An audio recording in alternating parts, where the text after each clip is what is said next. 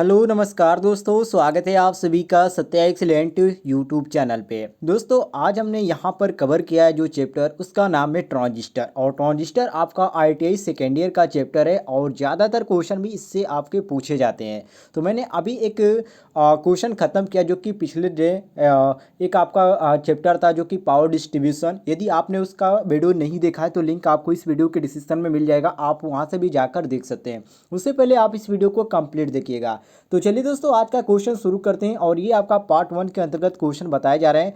जैसे कि मैं ऊपर यहाँ पर लिख दिया हूँ, जैसे कि देख सकते हैं आप, परीक्षा में पूछे जाएंगे और ये आपका पार्ट 1 के अंतर्गत ये आपके क्वेश्चन बताए जा रहे हैं। तो क्वेश्चन नंबर 1 से हम शुरू करते हैं। यहाँ पर क्वेश्चन नंबर 1 है, पूछ रहा है क्वेश्चन पहला कि किसी ट्रांजिस्टर का आधार होता है मॉडरेटली ड्रॉप्ड या लाइटली ड्रॉप्ड या हेवली ड्रॉप्ड या उपयुक्त सभी।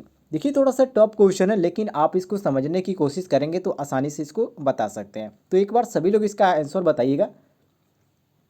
डेली की तरह मैं कहता हूँ आपको 5 सेकेंड का ही आपको इसका आंसर बताने के लिए यहाँ पर मौका दिया जाएगा।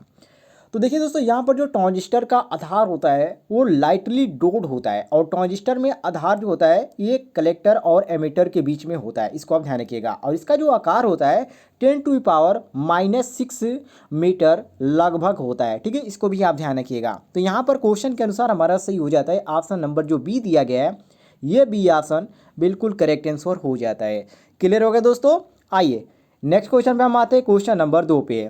कह रहा है क्वेश्चन कि किसी ट्रांजिस्टर का उपयोग हो सकता है प्रवर्धक के रूप में या स्विच के रूप में या ए व बी दोनों के रूप में या उपयुक्त सभी। चलिए सभी लोग बताइए कौन सा ऑप्शन आपको सही लग रहा है इसमें। अभी ज़्यादातर लोग जुड़े नहीं हैं तो आप एक बार वीडियोज को शेयर कर दें ताकि और भी लोग जुड़ पाए और यहाँ पर लाइव क्लास का आनंद ले पाए। चलिए सभी लोग एक बार शेयर कर दीजिए, उसके बाद मैं आपको इसका आंसर बताता हूँ। चलिए चलिए यहाँ पर दोस्तों सही हो जाता है आपका ऑप्शन नंबर सी बिल्कुल करेक्ट आंसर कि जो ट्रांजिस्टर होता है उसका उपयोग हम प्रवर्धक के रूप में भी कर सकते हैं और स्विच के भी रूप में कर सकते हैं। मतलब कि ट्रांजिस्टर का उपयोग होता है स्विच और प्रवर्धक दोनों के रूप में किया जाता है। और जो ट्रांजिस्टर होता है ये एम्पलीफायर होता है उसके भी रूप में ट्रांसफार्मर कपलिंग का एक भाग होता है। और ये एक इसका लाभ भी होता है जो कि इसमें क्या होता है, उसमें उच्च जो दक्षता होती है और जो उच्च शक्ति आउटपुट प्राप्त होती है उससे हम इससे के द्वारा भी प्राप्त कर सकते हैं, ठीक है। तो इसको आप ध्यान रखिएगा। और जो ट्रांजिस्टर है इसका उपयोग की बात कर रहा है तो ट्रांजिस्टर का उपयोग करंट नियंत्रण के रूप में किया जाता है, इसको आप ध्यान रखिएगा। बाकी यहाँ पर क्वेश्चन के अनुसार यहाँ पर सही हो जाता है हमारा ऑप्शन नंबर सी बिल्कुल करेक्ट आंसर, सी ऑप्शन यहाँ पर हम करेक्ट मारेंगे। आइए नेक्स्ट क्वेश्चन पे हम आते हैं, क्वेश्चन नंबर 4 पे। कह रहा है क्वेश्चन कि उष्णीय स्थिरता की आवश्यकता है कि पहला ऑप्शन दिया गया परिपथ में कुछ खपत तकनीक लगाई जाए। बी ऑप्शन यहाँ पर दिया गया है कि परिपथ में डीसी बायसित स्थिरता तकनीक लगाई जाए। और सी ऑप्शन दिया गया ट्रांजिस्टर द्वारा प्रति सेकंड पैदा की गई उष्मा उसके प्रति सेकंड निकाली हुई उष्मा के कम हो। और यहाँ पर डी ऑप्शन दिया गया है कि परिपथ में एसी बायसित स्थिरता तकनीक लगाई जाए। तो इसमें आपको कौन सा ऑप्शन सही लग रहा है। थोड़ा सा क्वेश्चन टफ है लेकिन आप इसको आसानी से इसका आंसर देना चाहे तो दे सकते हैं। कोई इसमें यहाँ पर कोई भी ऐसा नहीं कि इतना टफ क्वेश्चन है कि आप बता नहीं पाएंगे। तो यहाँ पर हमारा सही हो जाता है, ऑप्शन को ध्यान से पढ़ेंगे तो यहाँ पर हमारा ऑप्शन नंबर सी बिल्कुल करेक्ट आंसर हो जाएगा, ये सी ऑप्शन। क्यों? क्योंकि दोस्तों ऊष्मीय स्थिरता की आवश्यकता होती है किस कहाँ पे, किसी ट्रांजिस्टर द्वारा प्रति सेकंड पैदा की गई उष्मा उसके द्वारा प्रति सेकंड निकाली गई हुई उष्मा से क्या होगी, कम होगी। किस लिए? तो यहाँ पर क्वेश्चन के अनुसार हमारा सी ऑप्शन बिल्कुल करेक्ट आंसर हो जाता है कि ट्रांजिस्टर द्वारा प्रति सेकंड पैदा की गई उष्मा उसके द्वारा प्रति सेकंड निकाली हुई उष्मा से कम हो। ये हमारा क्वेश्चन के अनुसार सही हो जाता है, उष्मीयता स्थिरता की आवश्यकता इसलिए होती है। तो सी ऑप्शन यहाँ पर हम करेक्ट मारेंगे। आइए नेक्स्ट क्वेश्चन पे आते हैं, क्वेश्चन नंबर 5 पे। कह रहा है क्वेश्चन कि अगर एक दो यहाँ पर एम भी दिया गया सिग्नल 2 वोल्ट आउटपुट उत्पन्न कर रहा है तो वोल्टता लाभ क्या होगा, इसको लगाना पड़ेगा। और इसका सूत्र क्या होता है, तो दोस्तों मैंने आपको पिछली वीडियो में नहीं, यहाँ पर पिछली वीडियो में नहीं, मैं आपको एक और वीडियो में आपको जो मॉडल पेपर के रूप में बताया था उसमें मैंने आपको बताया था कि इस तरह के क्वेश्चन में सॉल्व भी कर चुका हूँ। तो देखिए इसको आप कैसे सॉल्व करेंगे, सभी लोग यहाँ पर इसका आंसर न दीजिएगा, पहले इसको समझ लीजिए। देखिए यहाँ पर जो इनपुट सिग्नल दिया गया है वो आपका 2 मीटर वोल्ट दिया गया है जो कि यहाँ पर देख सकते हैं। अब यहाँ पर देखिए आउटपुट जो वोल्टेज दिया गया इसमें कितना दिया गया है 2 वोल्ट दिया गया है। अभी यहाँ पर हमारा सूत्र क्या होता है, वोल्टता लाभ होता है बीटा बराबर क्या होता है आउटपुट, ठीक है, आउटपुट अपान इनपुट होता है। मतलब कि 2 बटे यदि हम इनपुट यहाँ पर 2 दिया गया है तो यहाँ पर मीटर दिया गया है, तो यहाँ पर हम इसको करेंगे तो 2 गुणे यहाँ पर 10⁻³ हो जाएगा, ठीक है। तो यहाँ पर देखिए हमारा कौन सा सही हो जाता है, तो इसको जब आप करेंगे तो ये आपका 2/2 गुणे 10⁻³ है, इसको पलटेंगे तो यहाँ पर हमारा हो जाएगा 2 गुणे 10⁻³ हो जाएगा, ऊपर जाएगा तो प्लस हो जाएगा बटे 2, मतलब कि ये आपका कितना आ जाएगा 1000 आ जाएगा, ठीक है। ये आपका ये से कट जाएगा तो 1000 आ जाएगा। अब यहाँ पर हमारा सही हो जाता है ऑप्शन नंबर सी, बिल्कुल करेक्ट आंसर आ जाएगा। यहाँ पर क्लियर होगा दोस्तों, यहाँ पर सी ऑप्शन हमारा सही हो जाएगा।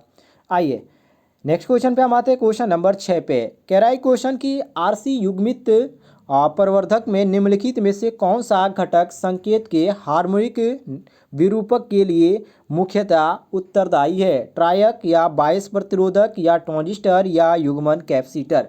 चलिए सभी लोग इसका आंसर दीजिए, जितने भी लोग लाइव देख रहे हैं सबसे रिक्वेस्ट है कि आप इसका आंसर दें। क्वेश्चन नंबर 6 का, क्वेश्चन नंबर 6 का सभी लोग इसका आंसर दीजिए।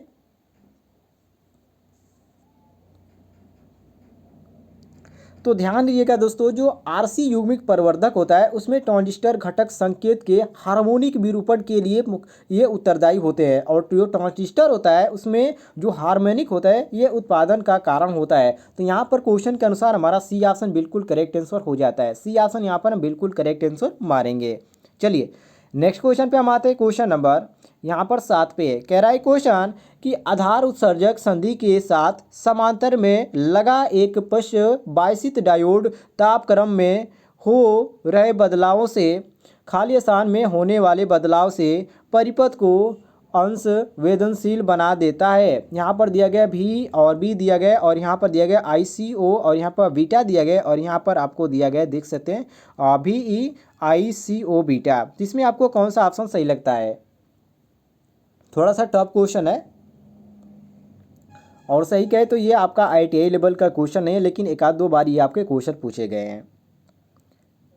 तो देखिए दोस्तों, जो आधार उत्सर्जक होता है ये सीधा के साथ ही समांतर में जोड़ा होता है, मतलब कि जो आपका संधि होता है उसके साथ क्या होता है समांतर में लगा होता है। और जो पश्च बायसित डायोड होता है वो तापक्रम में हो रहे बदलाव को ICO में होने वाले बदलाव से परिपथ की जो असंवेदनशीलता होता है उसको बना देता है। तो यहाँ पर क्वेश्चन के अनुसार हमारा ऑप्शन नंबर बी बिल्कुल करेक्ट आंसर हो जाता है ICO। क्लियर होगा दोस्तों, I और CO यहाँ पर हमारा बी ऑप्शन बिल्कुल करेक्ट हो जाएगा। आइए नेक्स्ट क्वेश्चन पे आते हैं, क्वेश्चन नंबर 8 पे। कह रहा है क्वेश्चन कि जब ट्रांजिस्टर डिजिटल परिपथ में लगाए जाते हैं वे सामान्यतः कार्य करते हैं, मतलब कि वे जो कार्य करते हैं किस प्रकार से कार्य करते हैं। ऑप्शन देख लीजिए, यहाँ पर दिया गया एक्टिव क्षेत्र में, बी ऑप्शन दिया गया ब्रेक डाउन क्षेत्र में, सी ऑप्शन दिया गया रेखीय क्षेत्र में, और डी ऑप्शन दिया गया संतृप्त या एवं कट ऑफ क्षेत्र में। तो कौन सा ऑप्शन आपको यहाँ पर सही लग रहा है? चलिए सभी लोग इसका आंसर दीजिए।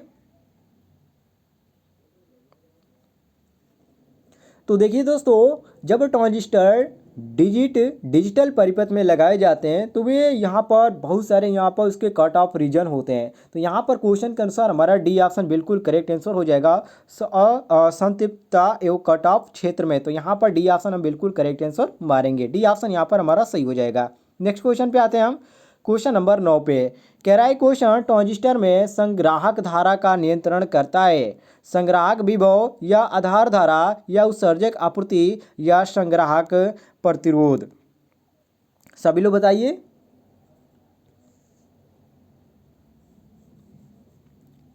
तो ध्यान रखिएगा दोस्तों, ट्रांजिस्टर में संग्राहक धारा को कंट्रोल अर्थात नियंत्रण इसका आधार धारा करता है, और कंडक्टर जो होता है आपका जो कलेक्टर होता है, ठीक है, जो कलेक्टर होता है वो क्षेत्र में 2 धाराओं प्रवाहित होती है। इसमें पहला आपका हो जाता है अल्फा आई और दूसरा आपका हो जाता है ICBO, ठीक है। तो यहाँ पर क्वेश्चन के अनुसार हमारा सही हो जाता है ऑप्शन नंबर बी बिल्कुल करेक्ट आंसर, आधार धारा, बी ऑप्शन यहाँ पर हम सही मारेंगे। चलिए नेक्स्ट क्वेश्चन पे हम आते हैं, क्वेश्चन नंबर 10 पे। कह रहा है क्वेश्चन कि ट्रांजिस्टर का स्विचिंग डिवाइस की तरह उपयोग किया जाता है अथवा फिक्स्ड प्रतिरोध की तरह या ट्यूनिंग डिवाइस की तरह या परिवर्ती प्रतिरोध की तरह या रेक्टिफायर की तरह। चलिए सभी लोग बताइए, ट्रांजिस्टर का जो स्विचिंग डिवाइस होता है वो किस तरह उपयोग में लाया जाता है या उपयोग किया जाता है।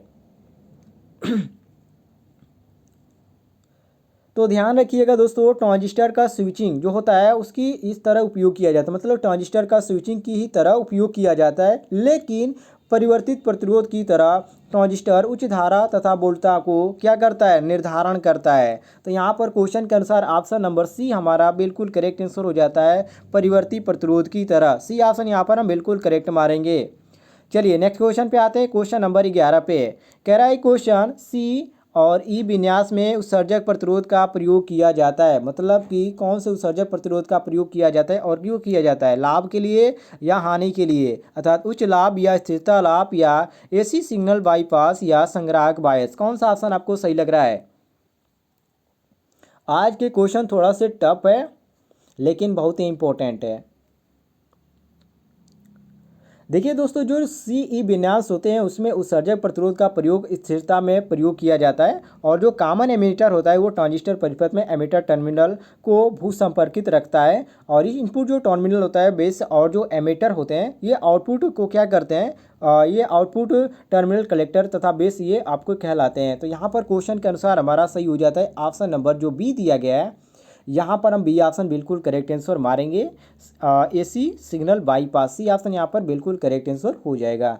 चलिए नेक्स्ट क्वेश्चन पे हम आते हैं, क्वेश्चन नंबर 12 पे। कह रहा है क्वेश्चन किस प्रकार के लाभ हेतु सीबी विन्यास का प्रयोग किया जाता है, विभव या प्रतिरोध या धारा या शक्ति। चलिए सभी लोग बताइए, थोड़ा सा इजी क्वेश्चन है ये। तो देखिए दोस्तों, विभव लाभ के लिए सीवी विन्यास का प्रयोग किया जाता है, और सीवी विन्यास यहाँ पर कौन सा दिया गया है, तो ऑप्शन नंबर ए दिया गया है, विभव। ठीक है, ये हमारा ए ऑप्शन बिल्कुल करेक्ट हो जाएगा कि विभव लाभ के लिए सीवी विन्यास का प्रयोग किया जाता है, तो ए ऑप्शन करेक्ट मारेंगे हम। नेक्स्ट क्वेश्चन पे आते हैं, क्वेश्चन नंबर 13 पे। कह रहा है क्वेश्चन कि वोल्टेज डिवाइडर बायस प्रदान करता है, एक स्थिर क्यू पॉइंट या एक स्थिर क्यू पॉइंट, या यहाँ पर दिया गया सी ऑप्शन कि एक क्यू पॉइंट जो कि ट्रांजिस्टर के धारा लाभ के साथ आसानी से परिवर्तित हो सके, या डी ऑप्शन दिया गया है यहाँ पर कि एक क्यू पॉइंट जो कि स्थिर हो और ट्रांजिस्टर के धारा लाभ के साथ आसानी से परिवर्तित हो सके। तो इसमें से आपको कौन सा ऑप्शन सही लग रहा है। कुछ लोग इसका आंसर नहीं दे रहे, मतलब कि उनको समझ में नहीं आ रहा है। चलिए मैं नेक्स्ट को आपको वीडियो में क्वेश्चन बदल दूंगा। देखिए दोस्तों, वोल्टेज डिवाइडर बायस एक स्थिर क्यू पॉइंट प्रदान करता है, इसको आप ध्यान रखिएगा। तो यहाँ पर हमारा सही हो जाता है ऑप्शन नंबर बी, बिल्कुल करेक्ट आंसर। बी ऑप्शन यहाँ पर हम सही मारेंगे, एक स्थिर क्यू पॉइंट। क्लियर होगा दोस्तों, ऑप्शन नंबर बी हमारा सही हो जाएगा। चलिए नेक्स्ट क्वेश्चन पे हम आते हैं, क्वेश्चन नंबर 14 पे। कह रहा है क्वेश्चन की धारा अनुपात IC/I सामान्यतः 1 से कम रहता है और खाली स्थान कहलाता है, बीटा, थीटा या अल्फा या ओमेगा, क्या कहा जाता है इसको।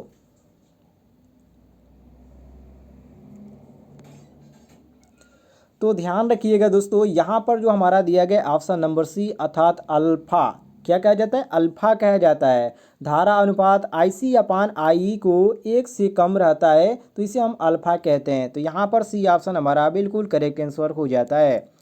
नेक्स्ट क्वेश्चन पे हम आते हैं, क्वेश्चन नंबर यहाँ पर 15 पे। कह रहा है क्वेश्चन कि NPN आधार के साथ धनात्मक सप्लाई पर दूसरे ट्रांजिस्टर टर्मिनल पर ओम मीटर का पाठ्यांक होगा, खुला होगा या अनंत होगा, या निम्न प्रतिरोध या उच्च प्रतिरोध होगा।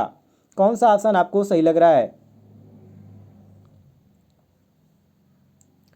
तो ध्यान रखिएगा दोस्तों, NPN आधार के साथ धनात्मक सप्लाई का दूसरे ट्रांजिस्टर जो होते हैं उसके टर्मिनल पर ओम मीटर का पाठ्यांक जो होता है निम्न होता है। तो यहाँ पर सी ऑप्शन हम बिल्कुल करेक्ट आंसर मारेंगे, अर्थात निम्न प्रतिरोध। सी ऑप्शन यहाँ पर हमारा बिल्कुल करेक्ट आंसर हो जाएगा। क्लियर हो गया दोस्तों। चलिए नेक्स्ट क्वेश्चन पे हम आते हैं, क्वेश्चन नंबर यहाँ पर हम आते हैं 16 पे। कह रहा है क्वेश्चन कि जब कोई सिलिकॉन डायोड अग्र बायसित होता है तो सीई विन्यास BE का मान होता है। जैसे कि यहाँ पर आपका ऑप्शन दिया गया है, जैसे कि देख सकते हैं विभव विभक्त बायस या बोल्ट यहाँ पर नीचे दिया गया 0.4 वोल्ट और यहाँ पर 0.7 वोल्ट और डी ऑप्शन दिया गया है उत्सर्जक विभव। तो इसमें आपको कौन सा ऑप्शन सही लग रहा है? चलिए सभी लोग इसका आंसर दीजिए। थोड़ा सा ये टफ क्वेश्चन है लेकिन बहुत ही आसान क्वेश्चन है। सभी लोग इसका आंसर दीजिए। वेरी वेरी इंपॉर्टेंट क्वेश्चन है ये।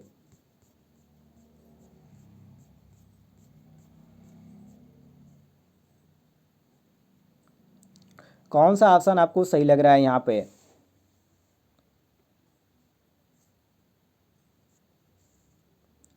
तो देखिए दोस्तों, यहाँ पर हमारा सही हो जाता है ऑप्शन नंबर सी बिल्कुल करेक्ट आंसर, मतलब कि 0.7 वोल्ट। जब कोई सिलिकॉन डायोड अग्रवाइशित होता है तो सीई विन्यास जो होता है वो VE का मान 0.7 वोल्ट और जर्मेनियम का मान 0.3 वोल्ट हो जाता है। तो यहाँ पर सी ऑप्शन हमारा बिल्कुल करेक्ट आंसर हो जाएगा, सी ऑप्शन। यहाँ पर सिलिकॉन का पूछा है तो 0.7 बताएंगे और यहीं यहाँ पर जर्मेनियम का पूछता तो हम 0.3 बताते। ठीक है, इसको ध्यान रखिएगा।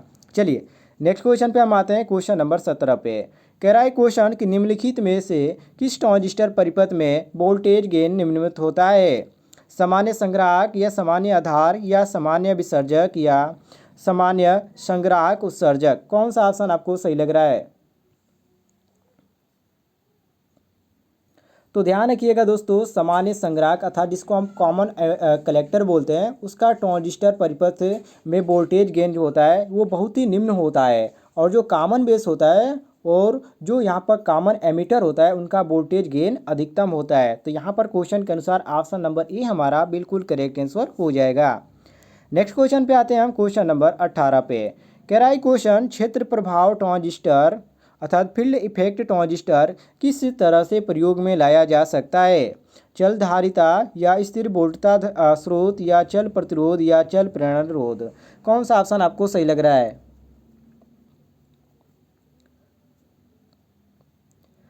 तो ध्यान रखिएगा दोस्तों, क्षेत्र प्रभाव ट्रांजिस्टर चल प्रतिरोध की तरह प्रयोग में लाया जा सकता है और इस प्रकार के जो ट्रांजिस्टर होते हैं उसमें ड्रेन करंट के मान का निर्धारण और विद्युत क्षेत्र के आवेश द्वारा ये उत्संपन्न किया जाता है। तो यहाँ पर क्वेश्चन के अनुसार ऑप्शन नंबर सी जो हमारा दिया गया है, सी ऑप्शन बिल्कुल करेक्ट आंसर हो जाता है। चलिए नेक्स्ट क्वेश्चन पे हम आते हैं, क्वेश्चन नंबर 19 पे। कह रहा है क्वेश्चन सही ढंग से बायसित एनपीएन ट्रांजिस्टर में उत्तेजक अर्थात एमीटर से निकले इलेक्ट्रॉन क्या होते हैं? आधार के माध्यम से संग्राहक तक जाते हैं या आधार में होल से पुनः संयोजित होते हैं या उत्तेजक में पुनः योजित होते हैं या से संधि रोध द्वारा रोक दिए जाते हैं? कौन सा ऑप्शन आपको यहाँ पर सही लग रहा है? क्वेश्चन भी आपके सामने और ऑप्शन भी आपके सामने है, सभी लोग इसका आंसर दीजिए। तो यहाँ पर हमारा सही हो जाता है ऑप्शन नंबर ए बिल्कुल करेक्ट आंसर, मतलब कि सही ढंग से बायसित एनपीएन ट्रांजिस्टर में उत्सर्जक से निकले इलेक्ट्रॉन आधार के माध्यम से क्या होते हैं? संग्राहक तक आते हैं। तो यहाँ पर क्वेश्चन के अनुसार हमारा सही हो जाता है ऑप्शन नंबर जो हमारा दिया गया है, ये हमारा ऑप्शन नंबर ए बिल्कुल करेक्ट आंसर हो जाता है। क्लियर होगा दोस्तों, ऑप्शन नंबर ए हमारा यहाँ पर सही हो जाएगा। चलिए नेक्स्ट क्वेश्चन पे हम आते हैं, क्वेश्चन नंबर 20 पे। कह रहा है क्वेश्चन कि पीएनपी अथवा एनपीएन ट्रांजिस्टर के प्रतीक में तीर एरो चिन्ह किस ओर इंगित करता है? मैं आपको एक क्वेश्चन बताता हूँ जो कि मैंने ड्राइंग में बताया था, उसमें थोड़ा सा यहाँ पर गलत हो गया था। बहुत से सारे लोग वहाँ पर देखते हैं क्वेश्चन तो वहाँ पर बोलते हैं सर आपने गलत बताया, थोड़ा सा वहाँ पर मिस्टेक भी हो गया था। जो इसका यहाँ पर एरो वाला चिन्ह होता है इसको आप ध्यान से देखिएगा। आप इस तरह भी, मैं आपको सिंपल तरीका बताऊँगा, आप इस तरह भी याद कर सकते हैं। जैसे कि ये आपका चिन्ह होता है, ये आपका इस तरह होता है, ठीक है, ये आपका होता है। अब ये इस तरह हो जाता है आपका, ये मान लीजिए एनपीएन मान लीजिए और इस तरह आप पीएनपी भी मान सकते हैं, क्योंकि इस तरह आप नहीं समझ पाएंगे कि एनपीएन है या पीएनपी है। लेकिन आप ध्यान रखिएगा जब बाहर की ओर निकलता है तो ये आपका एनपीएन होता है, मतलब कि निकल, मतलब कि बाहर की तरफ निकल, मतलब कि एनपीएन। और पीएनपी यदि रहता है, यही यहाँ पर जो एरो का चिन्ह है यदि अंदर की तरह रहता है तो ये आपका पीएनपी हो जाता है। ठीक है, तो इसी को यहाँ पर कह रहा है। तो यहाँ पर पूछ रहा है हमसे कि पीएनपी अथवा एनपीएन ट्रांजिस्टर के प्रतीक में तीर एरो चिन्ह किस ओर इंगित करते हैं? तो ये अलग अलग इंगित करते हैं। तो हम कहेंगे यहाँ पर क्वेश्चन के अनुसार समझ लीजिएगा कि पीएनपी अथवा जो एनपीएन ट्रांजिस्टर होते हैं उनके प्रतीक तीर जो होते हैं एरो चिन्ह उत्तेजक अग्रता की ओर इंगित करते हैं। ठीक है, अर्थात जहाँ पर यहाँ पर जो आपको मैं दर्शाया हूँ, यहाँ पर मान लीजिए ये आपका हो गया सी हो गया, ये आपका ई हो गया और ये आपका यहाँ पर हो गया ई हो गया। ठीक है, ये आप इसको मान लीजिए, इस तरह मान के आप समझ लीजिए सी ई, और यहाँ पर अलग मान लेते हैं, यहाँ पर बी मान लेते हैं, ठीक है। अब यहाँ पर देखिए जो यहाँ पर जहाँ पर बी यहाँ पर जो आपका है यहाँ पर नीचे वाला, ये क्या दर्शा रहा है, ये आपका बेस हो गया, ठीक है, आधार हो गया, जहाँ पर इस पे पूरे मान लें बैलेंस बनाया है, ठीक है। और इस तरह आप व्यवहारिक जीवन में भी समझ सकते हैं। और यहाँ पर जो सी है ये आपका क्या है, तो ये आपका संग्राहक है जिसको हम कलेक्टर बोलते हैं, जहाँ पर ये आपका यह सी है। और यहाँ पर जो ई दिया गया ये क्या है, ये आपका उत्सर्जक हो जाता है अर्थात इमिटर हो जाता है, ठीक है। तो इस तरह आप समझ सकते हैं। बाकी जो आपका पीएनपी और एनपीएन का कन्फ्यूजन हुआ, आप एरो की तरह समझ लीजिएगा, आप ध्यान से इसको समझ लीजिएगा, क्योंकि ये बार बार आपको ड्राइंग में भी देखने को मिलता है, तो इसको आप समझ लीजिएगा। तो यहाँ पर सही हो जाता है क्वेश्चन के अनुसार ऑप्शन नंबर बी बिल्कुल करेक्ट आंसर, बी ऑप्शन यहाँ पर हमारा सही हो जाता है। बाकी दोस्तों आज की क्वेश्चन उम्मीद है यहाँ पर पसंद आई होगी, क्योंकि इसमें ज़्यादातर क्वेश्चन ऐसे थे जो कि टफ थे, और ये बार बार क्वेश्चन तो नहीं पूछे जाते हैं, लेकिन एक आध बार क्वेश्चन आ जाते हैं ये टफ क्वेश्चन, इसीलिए मैं यहाँ पर आपको ट्रांजिस्टर टॉपिक से क्वेश्चन पढ़ा रहा हूँ। उम्मीद है आपको क्वेश्चन पसंद आए होंगे, पसंद आएगी तो वीडियो पर लाइक कीजिएगा और ज़्यादा से ज़्यादा शेयर कीजिएगा, ताकि और भी स्टूडेंट के पास इस तरह की जानकारी पहुँच पाए।